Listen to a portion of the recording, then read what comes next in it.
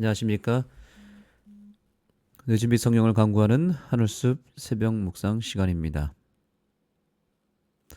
오늘은 이번 주 교과의 네 번째 날 말씀을 살피겠습니다. 말씀의 제목은 자유로운 선택입니다.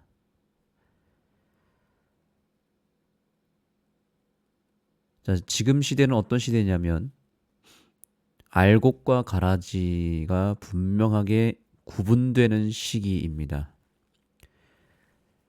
심판의 시간은 정해졌고 또 죄의 잔은 거의 차오르기 시작했습니다. 매 시대마다 항상 마지막 때라고 얘기를 하지만 지금 시대만큼 더 확실하게 마지막이 가까운 그런 때가 없었을 만큼 이제는 정말 얼마 남지 않은 시대를 살고 있습니다.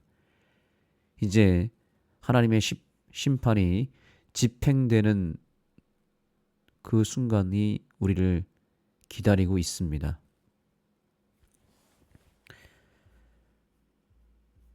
오늘 교과에서는 그러한 시대를 살아가고 있는 우리들에게 다음과 같은 이야기를 하고 있습니다.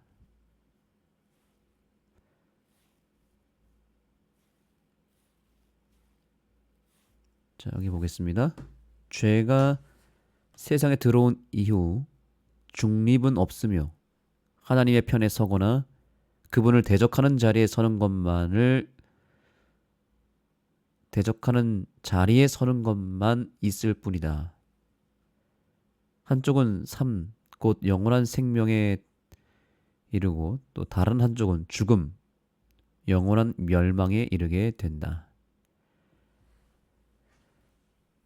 하나님의 편에 서거나 하나님을 대적하는 자리에 서는 것 외에는 다른 선택, 다른 진영이 없다는 것입니다. 중간지대라는 것은 아예 없다는 것이 중요한 팩트입니다. 중간에 걸쳐 있는 신앙을 많은 사람들이 하고 있지만 그러나 하나님의 눈에는 오로지 두 영역밖에는 보이지 않는다는 것이죠.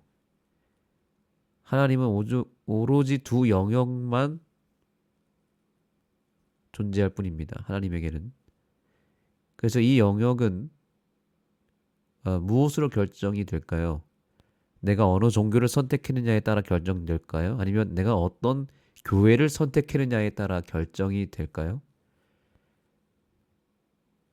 진리교회인 재림교회에 다닌다면 알곡이라고 말할 수 있을까요? 반대로 가라지는 누구일까요? 가라지라고 한다면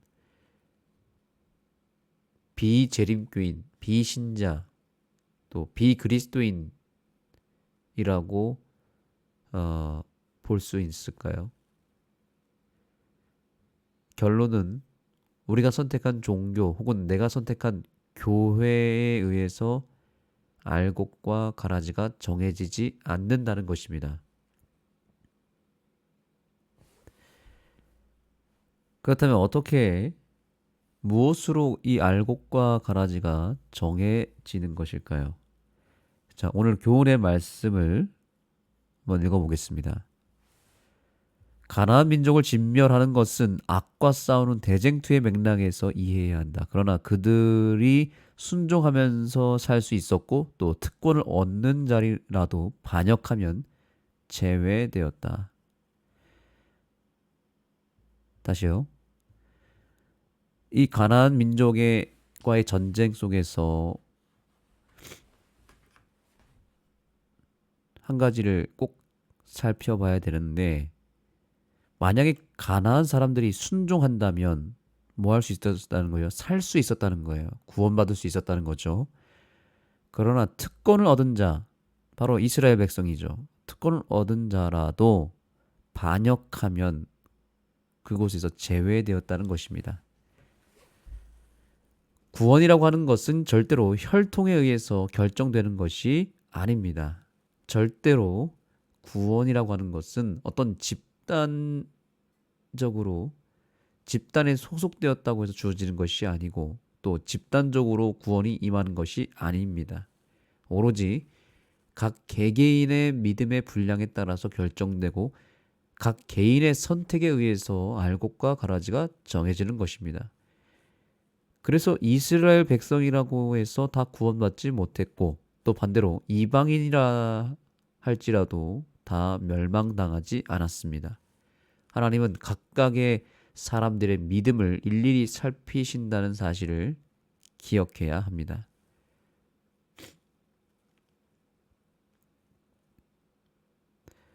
그래서 이것이 분명한 사실이라는 것을 우리는 여호수아서 특별히 이 가나안과의 전쟁 속에서 그 증거를 어, 금방 찾을 수 있습니다.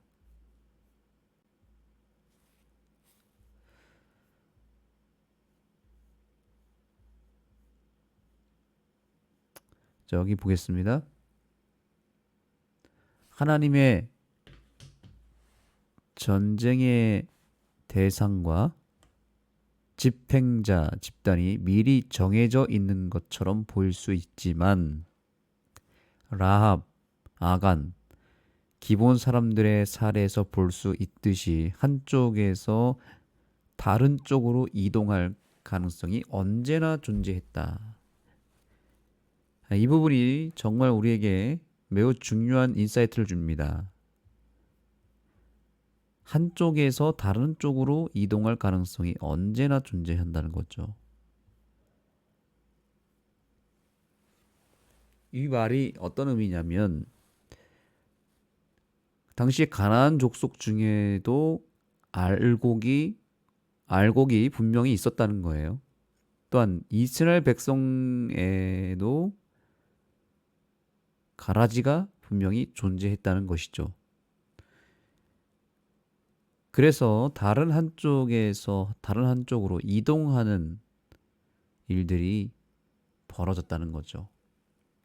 여기서 말하는 이동은 어떤 이동을 말하는 것일까요? 이것은 단순한 진영의 이동을 말하는 것이 아니라 하나님을 믿지 않았던 진영 속에서 하나님을 믿는 사람으로 이동했다는 것입니다. 역사는 늘 반복됩니다. 마지막 때에도 이러한 지각 변동이 일어납니다. 즉, 대대적인 이동이 굉장히 활발하게 그리고 긴박하게 일어난다는 것이죠. 영역의 이동이 마지막 때에는 분명히 있을 것입니다. 그래서 남은 교회 안에 알곡이 많이 생겨나겠지만 그 가운데서 덜어는 가라지도 나타날 것입니다. 반대로 세상에서는 이 세상이라고 하는 죄악의 진영 속에서는 주로 가라지들이 많이 나타나겠죠. 그런데 그 가라지 속에서 알곡도 나타날까요? 알곡이 분명히 있을 것입니다. 이방인들 가운데 알곡이 있고 불신자들 가운데서도 알곡이 분명히 있을 것입니다. 마지막 때에는 분명한 대이동이 발생할 것입니다. 그렇기 때문에 우리는 절대로 안심해서도 안 되고 또 반대로 너무 자만해서도 안 되고 또 너무 우리가 재림교회 다니는 것으로 만족해서는 안 됩니다. 재림교회를 다니는 것은 축복이지만 우리가 구원받는 일에 있어서는 우리의 개개인이 늘 예수님 안에 거해야 하며 사단에게 내 영혼을 빼앗기지 아니하도록 철저하게 깨어 있어야 함을 잊지 마시기 바랍니다. 그래서 내가 좋은 환경에 있는 것은 분명한 것이고 또한 진영을 잘 선택한 것은 분명하지만 그것은 절대로 구원과는 크게 상관이 없다는 것을 잊지 마셔야 합니다. 교회라고 하는 것, 교단이라고 하는 것이, 교파라고 하는 것이 나를 구원해 주지 않기 때문이죠. 구원은 오로지 예수님 안에서만 이루어지는 것입니다. 예전에 6.25 남북 전쟁이 일어났을 때 그 전쟁이 끝날 무렵에 휴전선, 지금의 38도선을 중심으로 하여서 치열한 혈투가 있었죠. 그때 남한의 군인들이 휴전하기 직전까지 어느 진영으로 있었느냐에 따라서 남한 군인들이 불행하게도 북으로 넘어가는 경우, 북의 포로가 되거나 휴전선이 그어짐으로 인해서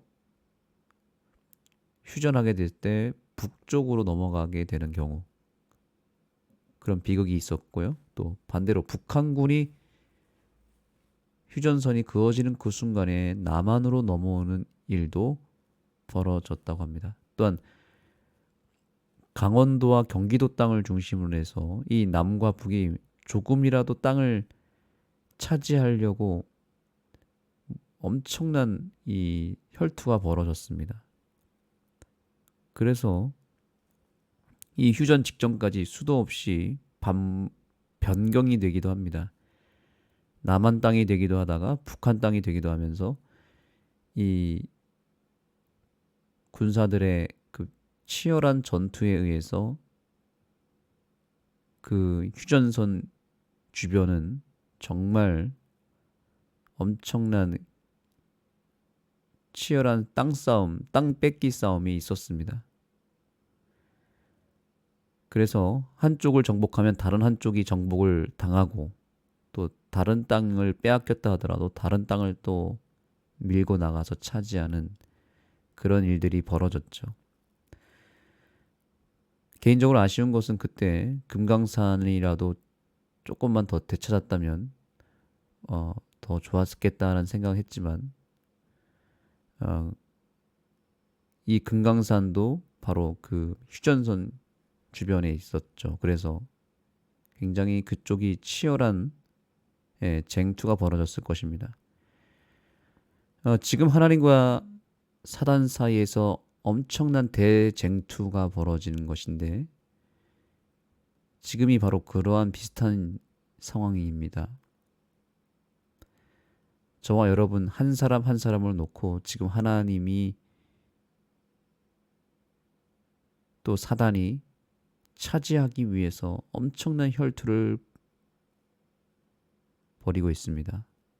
하나님의 백성과 사단과 함께 멸망할 백성이 매일매일 매 순간마다 그 운명이 왔다 갔다 하고 있다는 것 아십니까? 잃어버렸던 사람을 되찾기도 하시겠지만, 또 사단에게 그 영혼을 빼앗기는 비극도 지금 이 순간에 벌어지고 있다는 거예요. 죽는 그 순간까지 우리의 구원을 놓고 우리가 간절하게 정말 기도하고 하나님 편에 서기 위해서 우리가 정말 영적인 전쟁터 안에서 깨어 있어야 되는 이유가 바로 여기에 있습니다. 우리가 언제 죽을지 모르지만 그 죽는 그 순간이 우리의 운명을 결정하는 순간이 될 것입니다. 그때 누구 안에 있느냐, 사단 안에 속박 속에 있느냐, 아니면 예수님 안에 있느냐에 따라서 우리의 운명은 영원히 결정이 되는 것입니다. 마치 6.25 전쟁 때 남과 북이 그 땅을 차지하기 위해서 치열하게 혈투를 벌인 것처럼, 또 북한군과 남한군이 그 휴전선이 그어지는 순간 어느 진영에 있느냐에 따라서, 어느 땅에 있느냐에 따라서 그 진영으로 완전히 귀속되는 그런 일들이 벌어졌듯이, 이제 예수님이 재림하시는 그 마지막 순간에 운명이 결정이 됩니다. 그래서 우리는 정말 매일의 삶 속에서, 아니 매 순간마다 내가 예수님과 연결되어 있고 예수님 안에 있는지를 늘 확인해야 되는 것입니다. 진영에 속해 있다고 해서 다 그 진영에 귀속되는 것이 아니라, 내가 한눈 팔면, 내가 잠깐 진영을 넘어가는 순간, 그때가 조심해야 될 때인 것입니다. 그래서 오늘 이 하루를 주신 것도 하나님께서 그 진영을 잘 선택하고 그 속에서 확실하게 하나님을 또 예수님을 선택하고 그분 안으로 들어가는 그 일을 오늘 우리가 해야 된다는 사실입니다. 그것을 매일 해야 되고 할 수만 있으면 매 순간 해야 되는 것입니다. 오늘 우리가 온전히 우리의 군대 장관 되시는 예수님 안에 거하는 귀한 하루가 되기를 간절히 소망합니다. 기도하겠습니다. 하나님, 오늘 우리에게 치열한 영적 전쟁의 현장을 보여주시고 또한 우리의 운명을 놓고 하나님과 사단 사이에 대쟁투가 벌어지고 있으며 하나님께서 우리를 하늘 백성으로 삼기 위하여 치열한 전쟁을 벌이고 있다는 사실을 우리가 눈으로 목도하게 하여 주셨사오니 이제 우리가 깨어 있어서 정말 한순간도 사단에게 우리의 운명이 빼앗기지 아니하도록 우리의 믿음을 더 굳건하게 세워 주시고 십자가의 그 놀라운 사랑과 그 보혈의 능력을 우리가 힘입어서 하루를 살도록 역사하여 주옵소서. 예수님의 이름으로 간절히 기도드립니다. 네, 이제 각자 개인 기도하시면서 오늘 우리의 영원한 운명을 놓고 치열한 전쟁을 일으키고 있는 하나님과 사단 사이의 그 엄청난 그 전쟁을 우리가 인식하며 우리가 그 전쟁에서 오늘도 승리하는 하루가 되도록 하나님 편에 온전히 설 수 있도록 개인적으로 깊이 간구하시고 특별히 오늘은 우리 교회에 5차 침례식이 있습니다. 2명의 영혼이 거듭나는 그런 날입니다. 오전 10시에 침례식이 있습니다.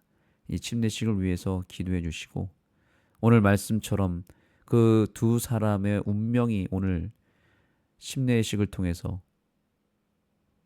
1차적으로 결정이 됩니다.